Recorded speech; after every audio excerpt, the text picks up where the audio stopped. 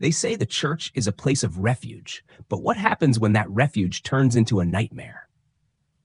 Mary Thompson, a 65-year-old mother from a small Midwestern town, sits alone in her kitchen, tears streaming down her face as she tells the world how Father Michael, the man everyone trusted, destroyed her daughter's life. Emily, just 17, was supposed to be safe, but the darkest secrets were hidden right under the stained glass windows. For years, the church held power over this town, silencing whispers and turning blind eyes. Now, Mary's brave accusation has unleashed a storm, threatening not just her family, but the entire community's faith. Threatening letters show up on her doorstep, and friends start to disappear from her life. This is Revenge Her Way, where we uncover the truth behind lies and fight for justice. But Mary's story is far from over. What will happen when those she trusted most become the ones turning against her? Next, you'll meet the people caught in the crossfire and discover the secrets this town tried desperately to bury. Mary Thompson never imagined that her life would come crashing down like this. At 65, she's lived through more than most people twice her age, working tirelessly as a nurse in their tiny Midwestern town. A woman of fierce determination, Mary's spent years standing up for those who couldn't fight for themselves. Always the protector, always the fighter. But nothing had prepared her for the storm she would face when she dared to speak out against the very institution her whole community trusted. Her daughter, Emily, is a delicate soul, barely 17, with a shy smile that barely masks the pain lurking underneath. Since the incident, Emily has withdrawn into herself, her eyes often clouded with sadness and fear. She barely speaks about what happened, afraid of the judgment and rejection waiting on the other side. Mary watches helplessly as her once vibrant daughter slips further away, trapped by trauma and silence. Emily's best friend, Sarah, is the only person who knows the truth, the one who holds the secret like a fragile thread. Then there's Father Michael, the man the town looked up to, the man who preached kindness and salvation every Sunday morning. To the outside world, he's a pillar of the community, a trusted spiritual leader. But behind closed doors, his charm masks something far darker. His ties run deep, entangling with powerful figures, including Pastor John, the head of the church. John's role is murky at best. He defends Michael fiercely, brushing off the accusations like inconvenient rumors. His loyalty to the church seems to outweigh any concern for justice. Amid the turmoil, a detective named Mark Collins arrives in town, tasked with unraveling the tangled web of secrets. Calm and methodical, Mark senses the heavy weight of silence pressing down on everyone. He's met resistance, subtle and overt, from those who want to keep the truth buried. Mary's courage to speak out has shattered the fragile facade the church has built. But the closer she gets to justice, the more dangerous the path becomes. Not just for her and Emily, but for everyone caught in this web. Loyalties are tested, old wounds reopened, and the battle lines drawn in unexpected places.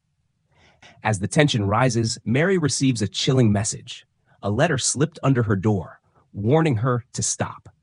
It's clear that some secrets are worth killing for. But Mary isn't backing down. Not now, not ever. The question now isn't just who to trust, but how far she's willing to go to protect her daughter and expose the truth lurking behind the stained glass windows.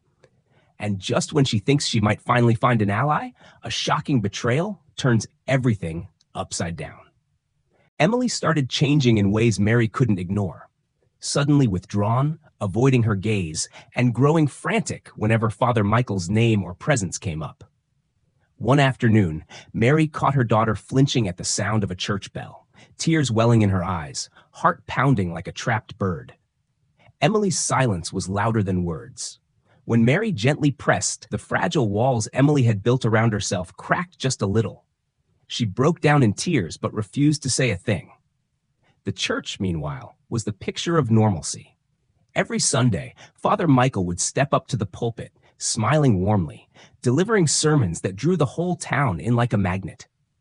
To the outside world, he was a beacon of hope, a man devoted to faith and kindness. But Mary knew the mask he wore hid something ugly, something dark that no sermon could cleanse. The contrast was unbearable. Emily's terrified silence versus Father Michael's public charm. Mary began to watch closely, quietly gathering pieces of a hidden puzzle. Late at night, she scrolled through her phone, finding cryptic texts from Emily, short, scared messages hinting at threats and silence forced upon her. She saved shaky photos Emily sent of places and faces she feared, and recorded secret conversations she overheard. Every whisper, every shadow became a clue. The more Mary uncovered, the heavier the weight on her shoulders grew. She wasn't just fighting for her daughter's voice. She was standing up against a fortress of secrets, carefully guarded by the church and its followers. The deeper she dug, the clearer it became. This was not just a personal nightmare, but a dark stain on their whole community. And just when Mary thought she was beginning to piece it all together, a new, chilling threat arrived. One that would push her to the edge and force her to decide how far she was willing to go to protect Emily. No one warned Mary what would happen the moment she took her accusations to the church board. She thought justice would be the natural response, that the people she'd trusted for years would stand with her and protect her daughter. Instead, she was met with cold stares, whispered doubts, and outright hostility.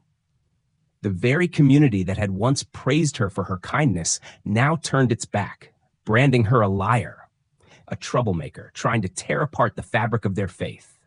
Word spread fast. Emily, fragile and already drowning in her own pain, became a target. Friends stopped returning her calls. Church members avoided her like she was contagious.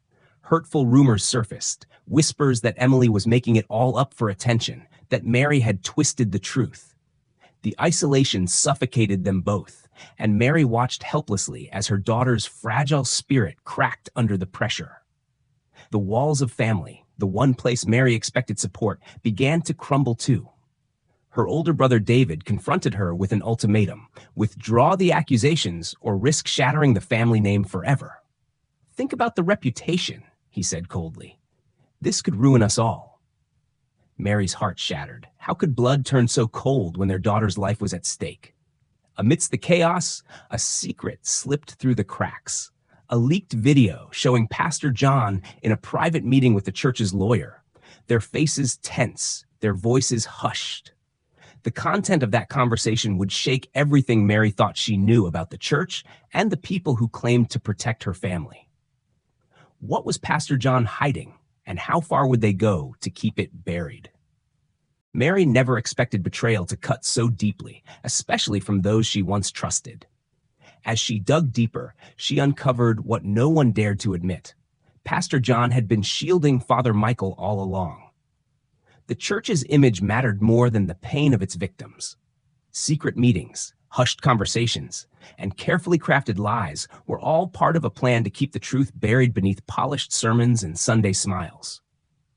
Then came Jessica, a woman Mary met in whispers and shadows.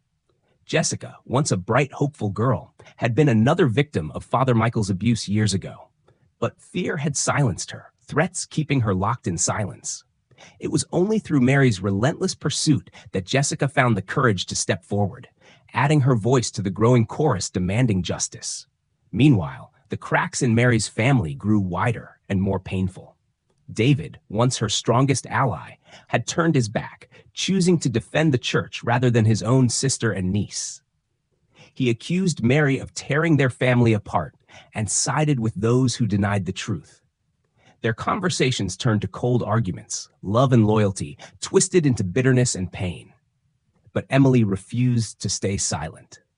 In a moment that shocked the entire town, she stood before the church board, her voice trembling but determined, and told the painful truth she had carried alone for so long.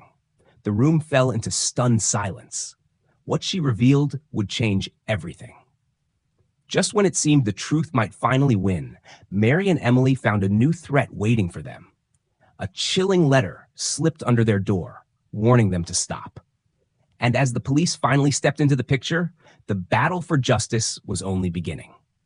The day Father Michael was officially charged felt surreal to Mary and Emily. A moment that once seemed impossible now unfolding before their eyes. Justice, long delayed, was finally catching up to the man who had shattered their lives. The courtroom echoed with the weight of truth as the judge announced the charges, sending a ripple through the community that had once turned a blind eye. The man behind the pulpit was no longer untouchable. But the fallout didn't stop there. Investigations widened, and Pastor John, along with several members of the church board, found themselves under intense scrutiny for their role in covering up the abuse. Their carefully maintained reputations began to crumble, exposing a web of lies and betrayals that extended far beyond Father Michael. The walls of silence were breaking down, and the town was forced to face uncomfortable truths. For Mary and Emily, the road to healing was just beginning. They moved slowly, cautiously rebuilding their lives from the fragments left behind. Therapy sessions, late-night talks, and small moments of laughter marked their journey forward. The bond between mother and daughter grew stronger, forged in fire and resilience. Even within the fractured family, walls started to come down. David reached out hesitantly, recognizing the courage it took to fight for the truth. Old wounds began to heal as they acknowledged the power of honesty and forgiveness. The scars remained, but so did hope.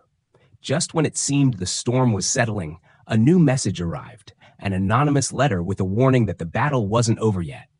The past was never far behind, and Mary knew the fight for peace had only just begun. Mary and Emily knew the road ahead would be brutal the moment they stepped into the lawyer's office. Hiring a seasoned attorney was their first stand against the powerful institution that had tried to bury their pain in silence. With trembling hands, Mary signed the papers that would launch their battle against the church. A battle that was no longer just about her family, but about exposing a system built on deception and cover-ups. As the case became public, the church struck back hard. Press releases and interviews painted Mary as a vengeful liar, twisting her story to protect their own. Headlines questioned her motives, and whispers filled the town. Was she just trying to ruin a good man's reputation? The media storm was relentless, and Mary felt the weight of judgment crushing down, but she refused to back down. For Emily, for every other silent victim, she had to fight. Courtroom drama unfolded like a tense chess game.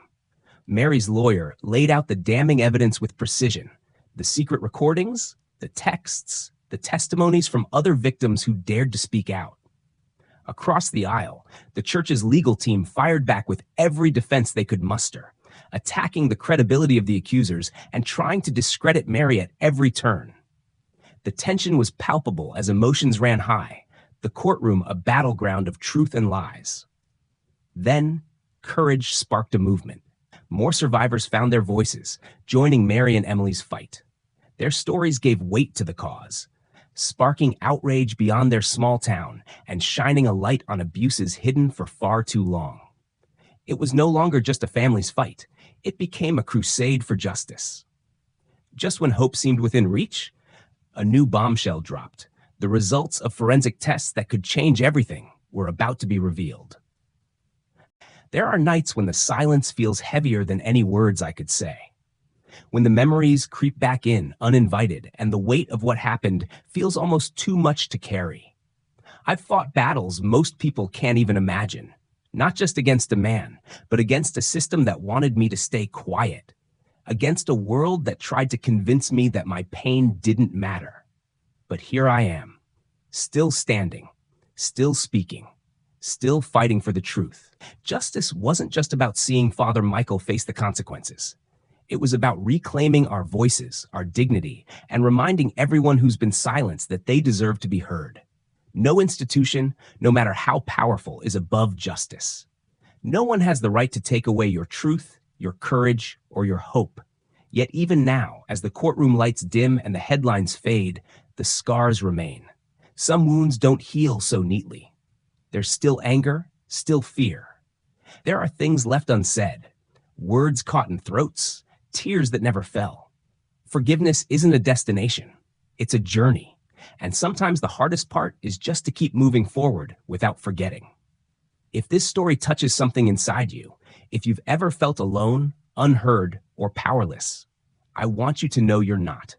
You are never alone. Speak your truth when you're ready. Your voice matters more than you know. If you found strength here, if Mary and Emily's story resonates with you, I invite you to share it. Share it to remind someone out there that there is hope, that justice is possible, and that the fight for truth is never in vain. And if you want to hear more stories like this, raw, real, and unfiltered, subscribe to Revenge Her Way, because every story told is a step toward healing. Every voice raised is a victory over silence. Thank you for listening. And remember, your story matters.